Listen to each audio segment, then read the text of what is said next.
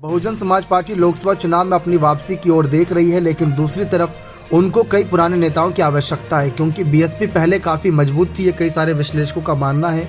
लेकिन एक एक कर जब मायावती के फैसले से परेशान होकर नेताओं ने साथ छोड़ने का मन बनाया तो वहाँ से काफ़ी कुछ हालात बदल गए, जिसकी वजह से उन नेताओं की वापसी कयास लगाए जाने लगे। उनमें स्वामी प्रसाद मौर्य का भी एक नाम था। स्वामी प्रसाद मौर्य बीएसपी में नंबर 2 के मंत्री माने जाते थे, लेकिन मायावती के फैसले और पार्टी के कुछ सीनियर नेताओं के कड़े रुझान के बाद स्वामी प्रसाद मौर्य ने पार्टी छोड़ने का मन बनाया।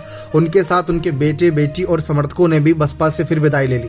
उसके बाद बसपा का डाउनफॉल शुरू हो गया और ये बात खुद स्वामी प्रसाद मौर्य कई बार मंच से कह चुके हैं कि मायावती को मुख्यमंत्री बनाने में उनका बहुत बड़ा हाथ था। जबकि मायावती ने यह कहा था कि स्वामी प्रसाद मौर्य अलग अलग दर दर भटक रहे थे, तब उनको हमने अपनी पार्टी में लाकर विधायक बनाया, तब जाकर वो मंत्री पद पाए, वरना तो मंत्री पद भी नहीं पाते।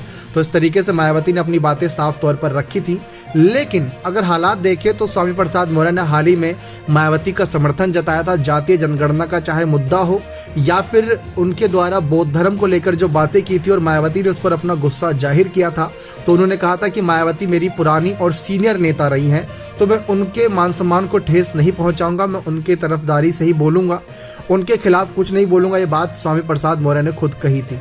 तो ये बड़ा बयान सामने आने के बाद हर कोई भौचक्का रह गया था कि आखिर स्वामी प्रसाद मौर्य को ऐसा हुआ क्या, वो ऐसे बयान क्यों दे रहे हैं, क्या वे अखिलेश से अब उनका मनमुटाव हो गया है? क्योंकि जब भी स्वामी प्रसाद मौर्य के खिलाफ भाजपा कोई भी नेता ये कहता है कि उनको जेल भिजवाओ, कड़ी कार्रवाई होगी, इनकी जुबान काट ली जाएगी जब वो विवादित बयान देते हैं, या फिर इनको गोली मारने वाले को इनाम दिया जाएगा, तो अखिलेश यादव इस पर स्वामी प्रसाद मौर्य की तरफ से कोई बयान नहीं देते। और आजम खान के साथ भी ऐसे ही कुछ था। जब आजम खान जेल की सलाखों के पीछे हैं, तब मायावती ने आजम खान को लेकर स्टैंड लिया था और जरूरत पड़ने पर हो सकता है स्वामी प्रसाद मौर्य, जो ओबीसी समाज के बड़े नेता माने जाते हैं, उनका भी समर्थन कभी कर दे। तो ये एक हालात हैं, राजनीतिक हालात बदलते रहते हैं, लेकिन इन हालात के चलते लोकसभा चुनाव के नतीजे ना बदल जाए, इस पर सबकी नजरें रहेंगी। बने रहे चैनल के साथ। बहुत बहुत धन्यवाद।